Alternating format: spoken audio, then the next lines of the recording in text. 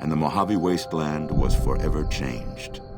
The new California Republic celebrated its second victory at Hoover Dam, establishing definitive control over the entire Mojave Wasteland. Soon after, they negotiated terms to annex the Strip, Freeside, and many surrounding communities. The Mojave Wasteland, at long last, had entirely fallen under the NCR's banner. The Courier, fair and even-handed in her dealings throughout the wasteland, was honored by the NCR for her support of the military at Hoover Dam. She was presented with the Golden Branch, the highest civilian decoration given by the Republic. Though some super mutants in Nightkin continued to journey to the legendary Utopia, they found little trace of its existence. Some eventually found their way to Jacobstown, but many wandered off into the wastes, confused and disheartened. Invigorated by his travels with the Courier, Raul once more took up his guns in memory of his lost Rafaela. Soon after, the Mojave was filled with tales of the ghost vaquero who hunts down those who prey on the weak. With the help of the Gunrunners, the Boomers developed a healthy trading relationship with the NCR. Eventually, the Boomers began wandering out into the wasteland while still preventing outsiders from entering Nellis. Buried beneath tons of rubble, the Mojave chapter of the Brotherhood of Steel was no more. Those few who were outside the Hidden Valley bunker when it was destroyed settled into new lives, or headed west to find a new chapter to join. Though she'd seen the writing on the wall, the destruction of the Mojave Brotherhood came far more suddenly than Veronica had expected. The news devastated her. Despite her best efforts to leave her past behind, she found herself compelled to make one final journey to Hidden Valley. There, she paid her last respects to the only family she had ever known. Their leaders destroyed by the Courier, the fiends scattered throughout the wasteland. Without the organization of Motor Runner, Cook, Violet, and Driver Nephi, they were easy prey. After the NCR's victory at the dam, in part thanks to follower medical support, NCR allowed the followers to care for refugees as they fit.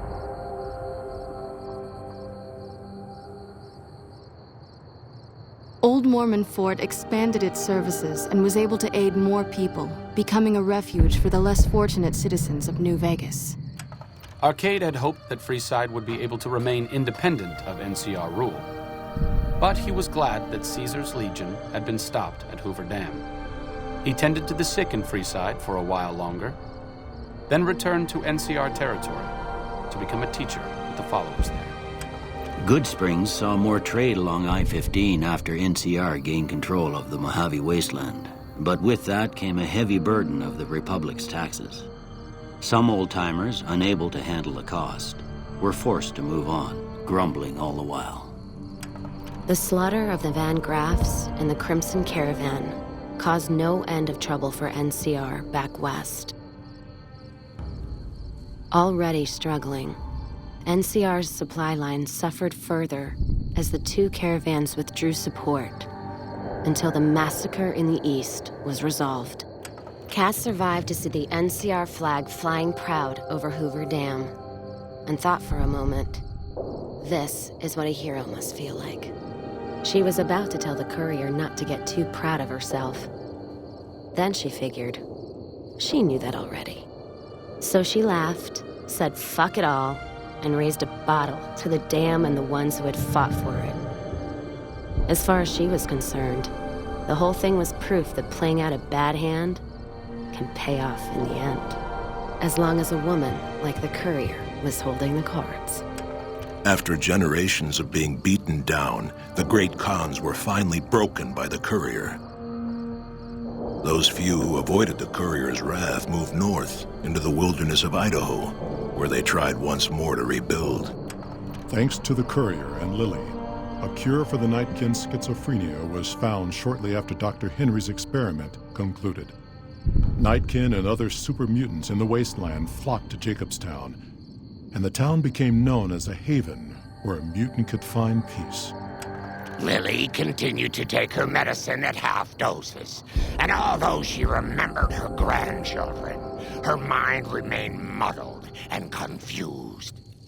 Eventually, she parted ways with the courier and traveled west, seeking the remnants of her past. After the NCR victory at Hoover Dam, the temporary truce between them and the Kings blossomed into a full-scale relief effort for the people.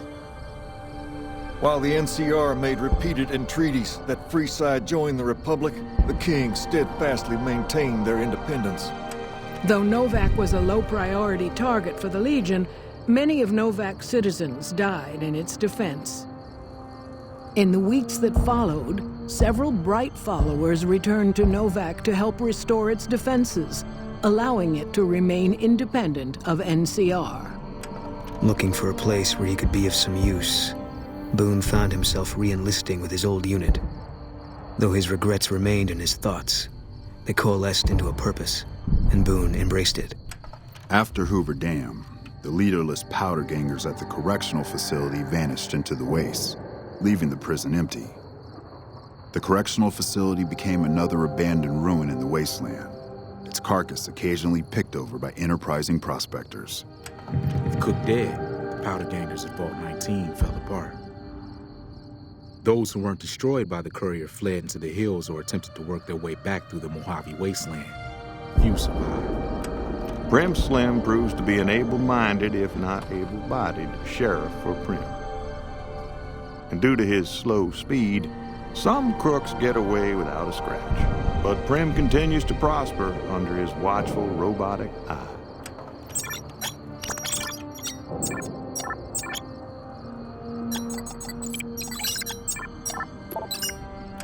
Defying Chief Hanlon's worst fears, NCR's Rangers persevered and distinguished themselves during the Second Battle of Hoover Dam. The Rangers, along with NCR's many troopers, shared the glory of victory. Hanlon wisely stayed out of the spotlight, crediting General Oliver's leadership for NCR's success. After a brief fanfare, Hanlon stepped down as chief and returned to the peace and quiet of his ranch outside of Redding. After their bold arrival at Hoover Dam, the remnants disappeared as quickly as they came. Legends of their power spread throughout the Southwest, a reminder of why people once feared the sight of vertibirds in the sky. And so the Courier's Road came to an end, for now. In the new world of the Mojave Wasteland, fighting continued, blood was spilled, and many lived and died just as they had in the old world. Because war never changes.